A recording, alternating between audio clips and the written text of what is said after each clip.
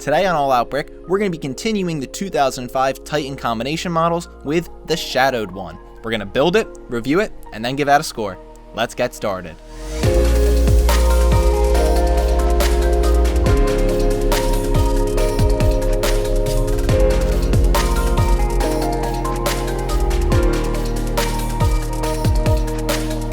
Hey everyone, I'm Christian from All Out Brick. Welcome to another Matanui Monday. As always, the best way to tag along with us every week is to subscribe and turn on notifications. This week, we'll be building the Shadowed one, which is a combination model that can be built using the parts from Keetongu and Roodaka. The instructions for the Shadowed one are included at the end of Roodaka's instruction booklet. The Shadowed one is the charismatic leader and co-founder of the Dark Hunters, which are an influential mercenary faction in the world of Bionicle. Along with being very charismatic, the Shadowed one is very arrogant and sadistic. A staff of crystalline Protodermis is his greatest weapon to hold against those who may dare to oppose him. As stated before, this model can be built if you have both Keetongu and Roodaka from the 2005 line of Bionicle, so we'll be using the pieces from those sets to complete this build. After the monstrous disappointment that we got last week with Centrock, I'm kind of nervous going into this build, but I feel like they're going to do the Shadowed one right. Let's find out and complete the build.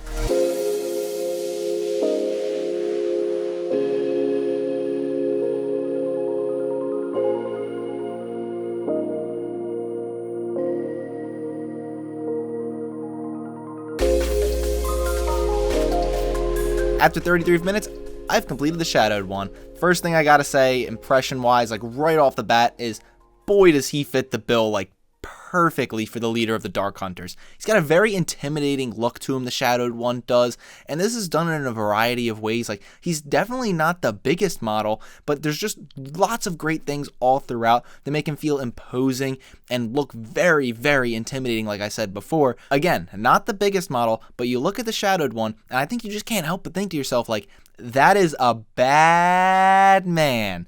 I would not want to go up against the Shadowed one, and there's a reason why he's a leader of the Dark Hunters. He's just got this like look to him that you think like he can really take some people out if he had to, but in general he's the commander-in-chief in the chair, but if you pick the fight with him, you're going to get squashed. The detailing that is done throughout this model is very well done. There's a lot of good part choices here, and they're connected in like some new ways too. It was a pretty fun building experience, and the way that things come together and just create like a pretty fluid design, it's got a lot of room for improvement, I think, in terms of the fluidity, but there's a really good piece used all throughout the model and just different detail pieces that really make this thing feel a little bit more complicated than it really is. The color scheme was executed very well. I think a problem we had with Centrock is the color scheme just didn't feel quite right, I think is how I kind of felt about it.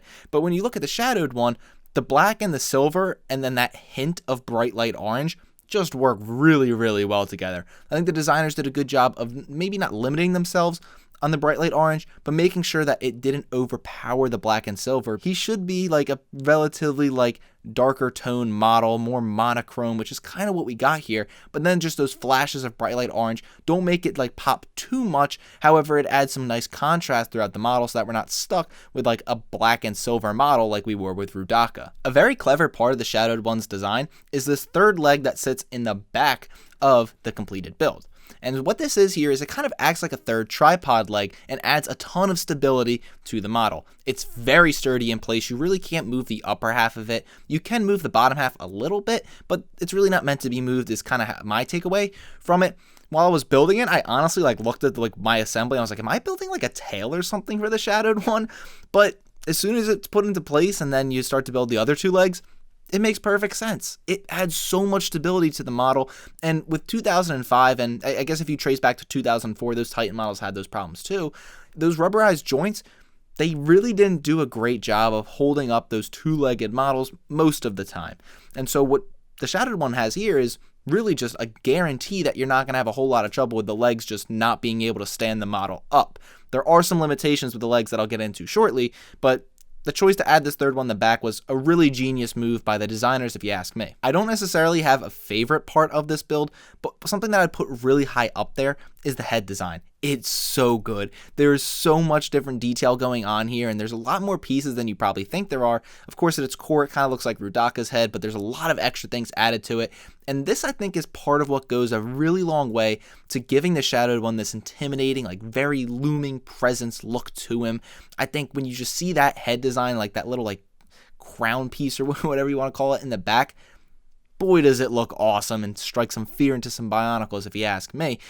It's really well done. I don't think there's a whole lot more they could have done to add some extra detail. They really used as many pieces as they could have without making this head way too bulky. Of course, since this is a 2005 set, we've got a Roodaka spinner function. I feel like it wasn't completely necessary to put one into the Shadowed One because, again, I feel like he's kind of this like sit back and let others do the work type of presence. But, you know, it is what it is. They put a Roodaka spinner. So anyways, the Roodaka spinner is located on his Protodermis staff. And it's not hidden, but it kind of blends in a little bit. And what really blends in is how you got to activate this thing. If you pull at the silver piece that sticks up at the top of the staff, if you pull that, it's attached to the ripcord. So pulling this up is going to make that Roodaka spinner fly. And I mean, like I said, it's cool. Nice. They put it in. I really don't think this was necessary. It's not a bad thing by any means. I mean, I would have liked to see maybe a little bit more detail in the staff would have been nice instead of the Roodaka spinner. But I mean, hey, they probably looked at the 2005 line like, yo, we've got the Roodaka spinners in every single set so far. We got it. And as a leader of the Dark Hunters, I guess that's kind of an excuse to give him one. But if you ask me, would have been fine without it. Wouldn't have complained about it, but it's nice that we do have it. Some cons that I did see throughout the Shadowed One, it has to start in the most obvious place. That just pains me to even have to say it. The arms.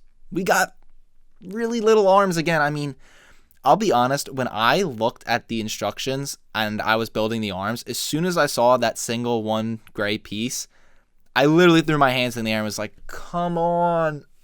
Oh, you guys were so close. Like, why don't we have big arms on the leader of the Dark Hunters? Makes no sense. Rant aside, the arms just, they're a letdown. I mean, I guess they don't want to overpower the legs is maybe what they were thinking. But let's be honest, some thicker arms and maybe some more dynamic arms here, man, they would have been really, really good and would have bumped this set up a little bit. I just can't see past the fact that we have some Titan sets with the bulky arms and it finally seems like, oh, Lego gets it. And then they go ahead and do this and you're like, what are you doing? Use some more pieces on those arms. Don't be lazy now, Lego. We've got 3 legs. We can support some extra weight. Why aren't we using it? It doesn't make any sense to me, and it's a common problem that really just needs to get phased out. Earlier, I complimented that third leg, and it does some great things. However, the front 2 legs do have some problems, and some problems that kind of restrict the Shadowed One to being a like static model only. These legs do tend to suffer because they're split out really, really wide, and therefore you just get really close to that breaking point on those rubberized joints. So when you try to move the model around or like twist them or something, those tend to like give, and then the models, like the legs split out, and it's your typical rubberized joint problem. However, in the static, you obviously aren't going to run into that issue at all. So it does really limit the playability of this set. I would say this is one of the least playable sets. However, the static more than makes up for it with the look of it, if you ask me. This last one isn't really like a con with the set. It's more of a, hey, this would be a fantastic mod to do. I think the first thing I noticed when I finished this build was I went to go like test out some of the play functions, and I noticed you can't twist the torso. This would have been a perfect model for being able to rotate that torso around like 360 degrees or something. And of course, the gears have been phased out by this point, so we don't have those available to us, but maybe even just a couple Technic pin assemblies, like to be able to rotate that waist around would have been really, really awesome to just rotate that torso. I mean, I can imagine him holding that staff out and just doing 360s with his torso and just wiping foes out. I think it would have been pretty cool. Again, not a downside. We were limited with the pieces we had available. However, if you were to mod this set, it's probably one of the first things I would do, if not the first thing. Overall, the Shadowed One is far and away the better of the 2005 like 2 Titan combination model sets. This is much better than what we got with Centrock. There's a ton of love here. There's like the leader of the Dark Hunters, so that's a pretty cool title, and I think he fits the bill. They do a great job of paying off that look, and unfortunately, it is kind of restricted to just being a static model only, but that static model is going to look freaking fantastic. I mean, he's amazing, this guy, with his looks at least. Don't expect to get any play functions out of this. If I was a younger kid, obviously at this age, do I care that you really can't play with it that much? Not really. But if I was younger, that would be a big disappointment for me, so I have to take that into consideration. If you're looking to get this set for yourself, unfortunately, you can't just buy like a single box of like these two Titans combined or like just these pieces. You are going to have to obtain both Keetongu and Roodaka. So that can get a little pricier, especially because Roodaka is pretty expensive.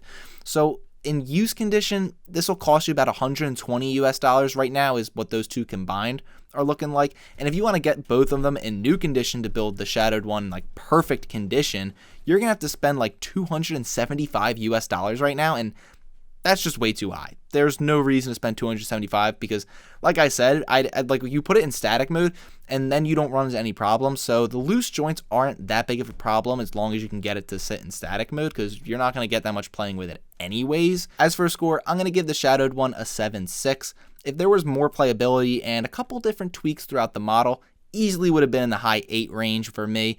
The static, again, this look is incredible. It fits the bill for this Dark Hunter leader. It looks great, but you can't play with it. And so I have to, even though I'm not going to play with the set, I'm just going to keep it on display. If you were to ask me if I'd rather build both Keetongu and Roodaka or just the Shadowed one, surprisingly, it's probably pretty close. Like, I wasn't completely over the moon with either Roodaka or Keetongu. Like, they were both good, but neither of them wowed me or anything like that. So I think it just depends on your situation. If you're building a Dark Hunter collection, this is pretty much essential. If you ask me, like, he's a leader of the Dark Hunters. Like, come on now. And then again, if you're just looking for some Titan sets, I don't know. Again, I think it's close. I would say it's up to you whether you like Keetongu and Roodaka or if you'd rather just have the Shadowed one. I think it really just depends on you and your taste. That being said, I would lean towards looking up the parts that are just required for this. I'm sure there's a list somewhere, and break linking those parts. You're going to save a ton of money. So 7.6, that's your review. Thank you guys for watching. If you like this video, be sure to give us a thumbs up and subscribe to our channel to be the first to see all of our future content. Also, be sure to check us out on our website and on our Facebook and Instagram pages. Until next time, stay bricking.